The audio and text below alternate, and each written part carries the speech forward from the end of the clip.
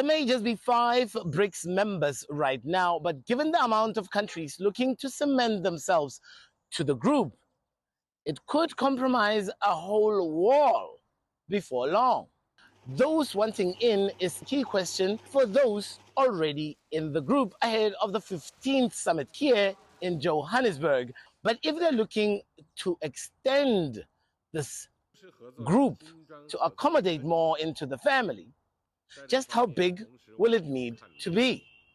Well, more than 40 countries have made inquiries about joining Brazil, Russia, India, China, and South Africa in their Economic and Development Pact.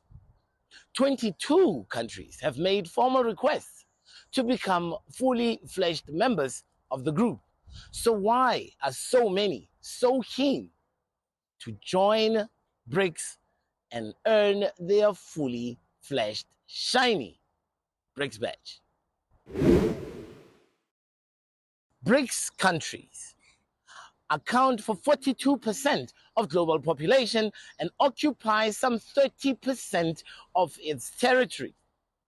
And the 5 members collectively represent 20% of global trade. This knocking on the door is nothing new. 22 countries have formally approached BRICS, an equal number of informal approaches. Another reason so many countries are looking to drop anchor on the BRICS port is because it offers a safe harbor from potential risks of reliance on the dollar. The group has been urging its members to use more of their own local currency when trading amongst themselves and move away from the greenback. This could make countries immune to unilateral sanctions. And when it comes to sanctions, no one knows that better than Iran, who for decades have been under American ones. But right now, Tehran is wooing the chair and host of this BRICS summit, South Africa, in its accelerated quest to become a fully fledged BRICS member. But the use of local currency is not only important to the BRICS, but it's a key objective of the BRICS Bank, the new development bank. The bank should play a major role in the development of a multipolar, polycentric world. We must work to attract investment in the markets of our partners. I also believe that the countries of the developing world can freely make their foreign trade transactions between themselves in their national currencies.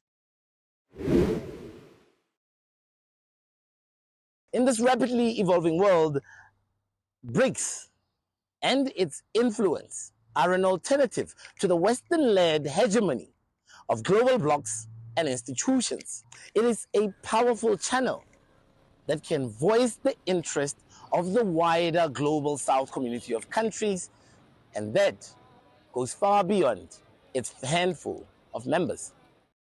For 2 decades, we have heard calls for reform of multilateral institutions, only to be continuously disappointed. It is therefore imperative that BRICS members demonstrate sincerity in regard to reforming global decision-making, including that of the UN Security Council. We all have a responsibility to remedy this unhealthy global order, and BRICS has the potential to be a positive force for that.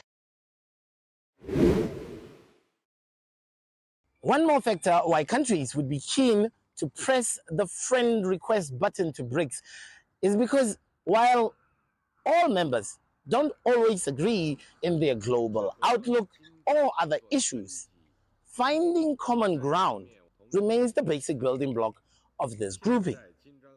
There has been a number of joint research projects undertaken and funded by the BRICS countries in sectors such as vaccine research, exchange of information through satellites, and in the joint BRICS Energy Cooperation Platform, which will go to addressing energy issues experienced across all countries.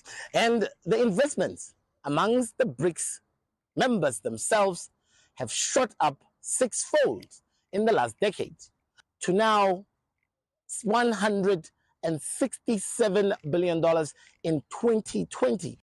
And for South Africa, this story has been tremendous. The country only traded some $4.8 billion rands with the BRICS members in 2017. But last year, that volume was up to 830 billion rands, which was a phenomenal increase. BRICS accounts for some 21% of South Africa's global trade, and 14% of what South Africa exports is headed towards BRICS countries, while importing 30% from the other four. So no one knows exactly how the 15th Heads of States BRICS meeting will go, or what results it will yield in terms of growing the greater BRICS family. But one thing for sure is that interest has peaked in the club. And now, more than ever before, more countries see BRICS as the solution to many of the issues that continue to plague the global south. I'm Karabolitlad for RT in Johannesburg.